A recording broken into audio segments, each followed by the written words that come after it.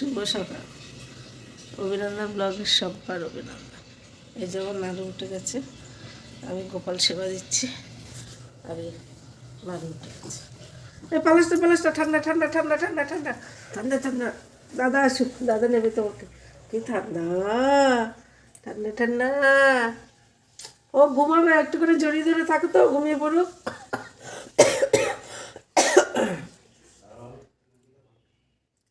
শরীরটা খুব একটা ভালো না, সারাদিন কী করি না করি দেখতে থাকো।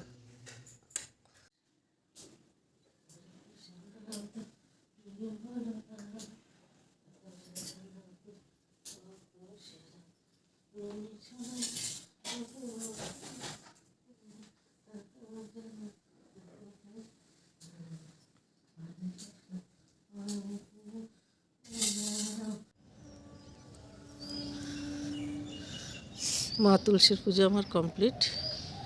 তুলসী গাছটা 2-3 বছর হয়েছে তো একটু কেমন হয়ে গেছে।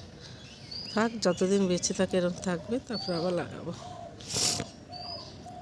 তুলসী গাছ পুজো আমার, মা তুলসী পুজো কমপ্লিট।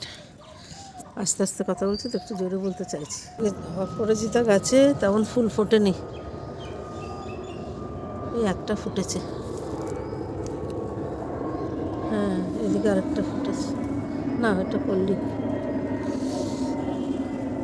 নিচে যাই, ওপরে খুব হাওয়া দিচ্ছে, নিচে যাই, ফুল আসবে। প্রচুর হাওয়া এখানে উপরে।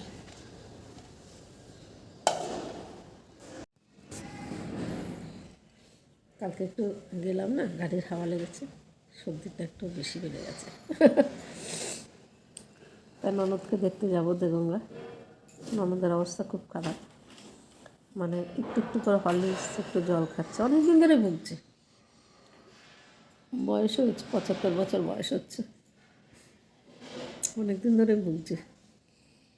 তাই দেখি টুকটুক করে দিয়ে দেখে আসি। বৌমা একা থাকবে, দেখতে তাড়াতাড়ি চলে আসবে। মেজোজা যাবে, মেজোজা থাকবে, মেজোজা আজকে থাকবে, কালকে, হ্যাঁ ও কালকে আসবে। কালকে আমাদের এখানে ব্যারাকপুরে নীলগঞ্জে বড় করে সৎসঙ্গ, অনেক মন্দির নিয়ে, দমদম মন্দির, বারাসাত মন্দির, অনেক মন্দির নিয়ে সৎসঙ্গ, খুব আনন্দ হয়। বেশি অনেক মন্দির নিয়ে সৎসঙ্গ হলে বেশি আনন্দ হয়। মানে এমনি সৎসঙ্গে তো উৎসব, ঠাকুরের জন্মতিথি উৎসবে তো আনন্দ হয়ই, আর অনেক মন্দির নিয়ে করলে একটা আলাদা আনন্দ, একদম মেলার থেকে বেশি, প্রচুর, মানে 1 লাখের কাছাকাছি লোক হয়, ভক্ত এত হয়। খুব সাবধান, তাই বউকে বলছি গলার চেন টেনে থাকলে খুলে যাবে, বৌমাকে নাতিকে নিয়ে যাবো কালকে। তাই ভাবছি দিদি আসবে, ছোটো বোন আসবে, ছোটো বোনের হাজব্যান্ড তো ঋত্বিক দাদা, উনি আমাদের ঘরে আসবে। উনি আমাদের ঘরের থেকে ছেলের বাবাকে নিয়ে স্কুটি নিয়ে ওরা ভোরবেলা প্রার্থনার আগে গিয়ে পৌঁছাবে, আর গুরু বোনদের নিয়ে 10-12 জন নিয়ে ওইদিকে ডাইরেক্ট চলে যাবে। বলো কতগুলো লোক তো বাড়ি নিয়ে কোথায় থাকবো, তারপরে হ্যারাসমেন্ট, এখানে তো সব ব্যবস্থা আছে। এখন ননদকে দেখতে যাবো, দেখে আসি। ননদকে ওই যে বড় ঠাম্মিকে, পিসি ঠাম্মিকে, ক্যামেরা চলছে, দেখে আসি তারপরে।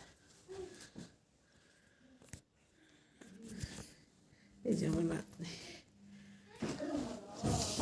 জানলাটা খুলে দে, রোদ না ঢুকলে বাড়িতে ভালো লাগে না। জানলা খুলে দাও, পর্দা সরিয়েছে, জানলাটা খুলে দাও।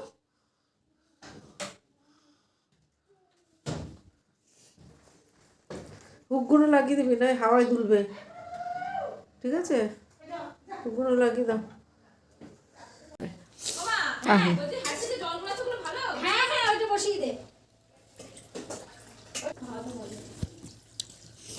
আবার কুণালকে যখন আইবুড়ো ভাত খাবি এরকম সাজিয়ে খাওয়াবে, ঠিক আছে? হ্যাঁ,